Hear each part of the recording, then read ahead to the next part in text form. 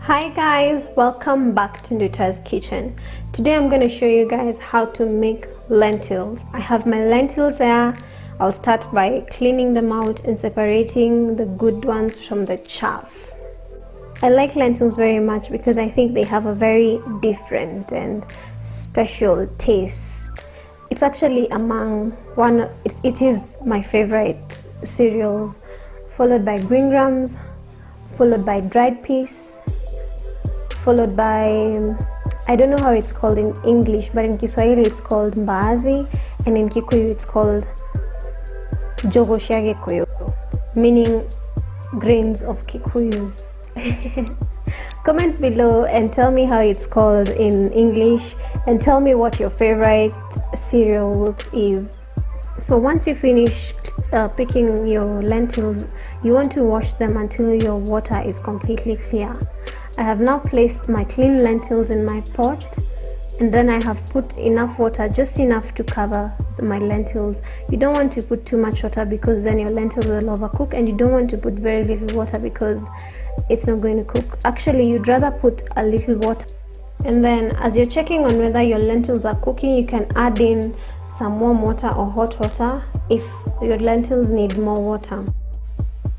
My lentils are done, and because I did not put too much water, they've cooked enough, and each and every single lentil of mine is nice and full.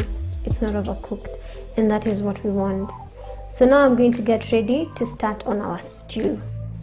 I'm going to use 1 red onion, 1 white onion, a few stems of spring onion, 1 courgette, 1 eggplant, 1 yellow bell pepper, 1 red bell pepper, 1 green bell pepper, and 3 small tomatoes. I'm cooking a lot of food, so hence I have very many ingredients. So I'm going to start with my red onion.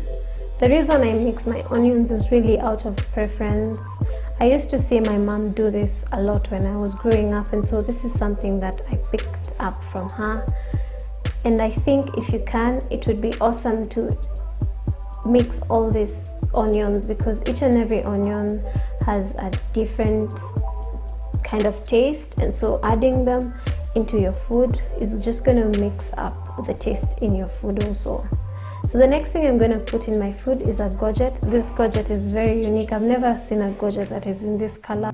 This is actually a harvest from the courgette plant that I showed you in my very first video. I'm going to insert a photo here so I can show you guys what I'm talking about. So next I'm going to prepare my eggplant. I'm going to cut it into small pieces, and then we can put it in our food.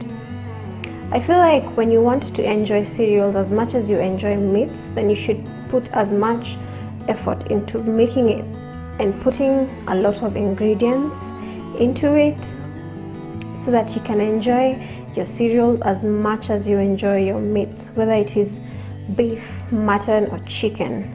And I think the best way that you can achieve that is by using natural ingredients. So I've cut my red, yellow, and green pepper and my eggplant, and finally I'm going to prepare my tomatoes. Then we're going to start cooking. So my oil is finally hot, and I'm now adding my mixture of onions into my hot oil, and I'm just going to let it cook and soften a little bit, and then we're going to continue cooking. So my onions are soft now, and now I'm going to add all my other ingredients. I had this small piece of meat that had remained from a previous cook. I'm just going to add it here because it adds such a nice flavor to my lentils. This is not necessary. You can just cook your lentils without the meat, but if you can, it adds such a nice flavor to your lentils. So my meat is ready now, and now we can continue adding our ingredients. So I will start by adding our red, yellow, and green bell pepper, all of them. And then I'm gonna add my courgettes and eggplants, my tomatoes, and then I'm gonna give it a nice toss. And then I'm just gonna add salt. I'm only going to be adding salt to my food because I don't want to add any other flavors to my lentils, because I do not want to lose the natural taste of lentils. My natural ingredients are going to be enough to give me the kind of taste that I want. However, if you like, here is where you add all your other spices that you like.